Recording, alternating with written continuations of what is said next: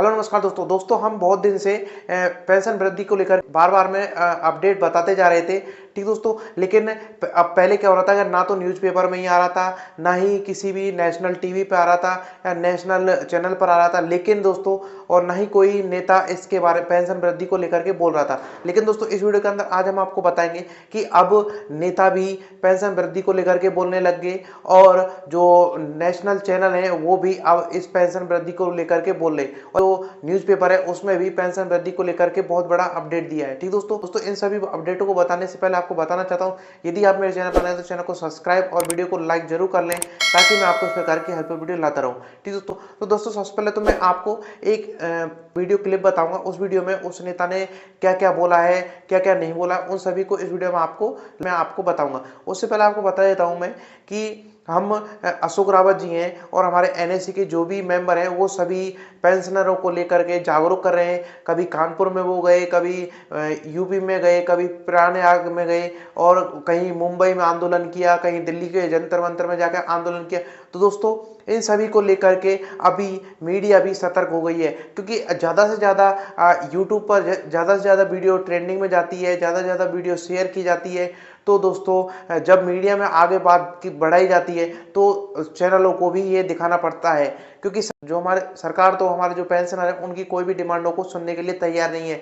सिर्फ वो आश्वासन पर आश्वासन दे रही है। कभी मोदी जी आश्वासन दे रहे हैं, कभी वित्त मंत्री जी आश्वासन दे रही हैं, कभी हमारे जो श्रम मंत्री हैं वो आश्वासन दे रहे हैं। तो दोस्तों आश्वासन से कुछ नहीं होता है, क्योंकि अब महाराष्ट्र के चुनाव खत्म होते ही वो हमको कुछ नहीं देने वाले, क्योंकि जो देना है वो महाराष्ट्र चुनाव से पहले ही दे देंगे। क्योंकि अब दीपावली आ गई है, दीपावली से पहले भी जो कुछ करना यदि सरकार चाहे तो पेंशनरों को इसके बारे में बड़ी खुशखबरी दे सकती है। ठीक दोस्तों यही बात अभी एक नेता ने बताई है। यही बातें नेता ने इसके बारे में बताई हैं। और दोस्तों नेता ने इसके बारे में क्या क्या बोला है, क्योंकि उनको इसके बारे में ज़्यादा नॉलेज होता है, क्योंकि जो गवर्नमेंट के अंदर जो बातें होती हैं वो उसमें से हमारे पास कुछ 10 से 15% ही हमारे पास आ पाती हैं। तो दोस्तों आज हम आपको उस नेता के लाइव जो वीडियो क्लिप है उसको मैं आपको बता देता हूँ। ठीक दोस्तों, ईपीएस 95 के अंदर जो हमारे सेवाधारी हैं जिनको पेंशन मिलना चाहिए, उसमें बुजुर्ग लोग हैं, 60 साल के, 65 साल के, 70 साल के, 74 साल के हो गए। कई लोग तो भगवान के प्यारे हो गए, कई लोग बीमार हैं, कई खाट पे हैं, कई लोगों का जो है खर्चे नहीं पूरा हो रहे हैं, उनको 700 रुपये दिए जाते हैं। जब यह कोरस्पोंडेंस हुआ, जब हेमा मालिनी बीजेपी का सांसद ने इस पे पहल की, बहुत लोगों ने पहल किया, हम लोगों ने पहल किया, तब हमारे प्रधानमंत्री ने कहा कि हाँ ये मांग जायज है और हम इनको 7,500 प्लस डीए प्लस जो है इनको सारी मेडिकल फैसिलिटी देंगे।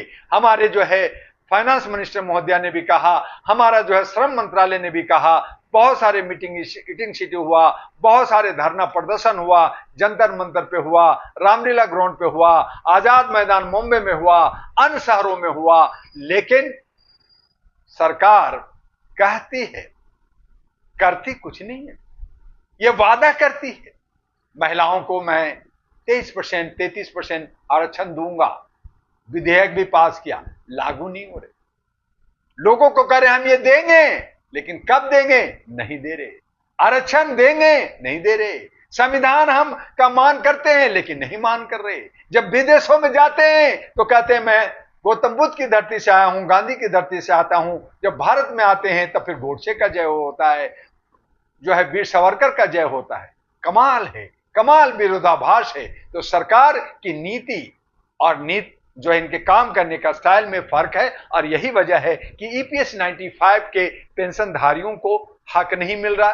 बार बार मांग रहे हैं, हम मर रहे हैं, हम बीड़ी के लिए, हम अपने जो है गमछा लेने के लिए, हम चप्पल लेने के लिए, कपड़ा लेने के लिए, हम नाता नाती को पालने के लिए, उसका बर्थडे है, शादी है, कुछ विधि विधान होता है, धार्मिक जो है बहुत सारे अनुष्ठान होते हैं, उनमें पैसा खर्च होता है, एक जगह से दूसरी जगह जाने में, परिवहन में खर्च होता है। हमारे बुजुर्गों को कोई सम्मान नहीं मिल रहा। सम्मान की बात होती है, लेकिन फिर इनका जो है इन्हीं का पैसा 1600 करोड़ रुपया इनका ही पैसा है, इनको पैसा नहीं दिया जा रहा है। बार बार आश्वासन, बार बार वादा, बार बार धोखा, और ये धोखा पे धोखा चल रहा है। तब डॉक्टर दुआ ने all India human rights association की तरफ से, अहरा नेशनल पार्टी की तरफ से हमने मांग रखी और लोगों ने मांग रखी। हमारे जो है ब्रिगेडियर अशोक रावत जी ने, उन लोगों ने भी मांग की और बहुत सारे नेता इनके बीच में हैं, उन लोगों ने मांग रखी, लेकिन इनके कान पे जूं नहीं रेंग रहा। मैंने उम्मीद किया था कि कश्मीर और हरियाणा के चुनाव के पहले इनकी मांग पूरी हो जाएगी, मिल जाएगी, इनके अकाउंट में पैसा ट्रांसफर हो जाएगा, लेकिन अभी तक ऐसा कुछ नहीं हुआ है। अब महाराष्ट्र का चुनाव और झारखंड का चुनाव जो है सर पे है। देखते हैं कि चुनाव से पहले इनकी मांग पूरी होती है या नहीं होती है, या फिर ढाक के 3 पार, फिर ये बतौलाबाजी, फिर ये जुमलाबाजी, फिर ये धोखा ही होता है। और अगर ऐसा हुआ तो मैं कहना चाहूंगा कि मेरे बुजुर्गों, बहुत हो गया।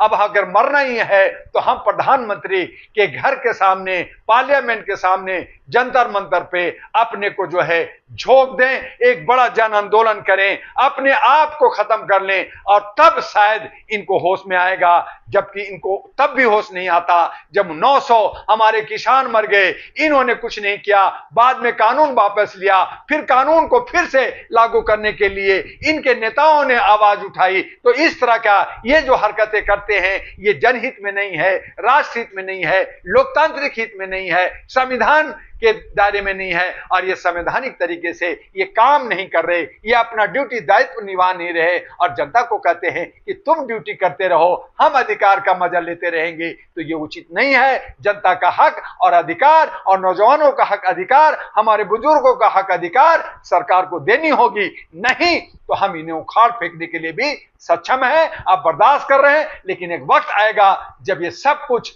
बदलेगा, ये पूरा व्यवस्था, पूरी सिनेरियो बदलेगा, और हमारे बुजुर्गों का IPS 95 के धारकों को जो उनका हक है वो मिल के रहेगा।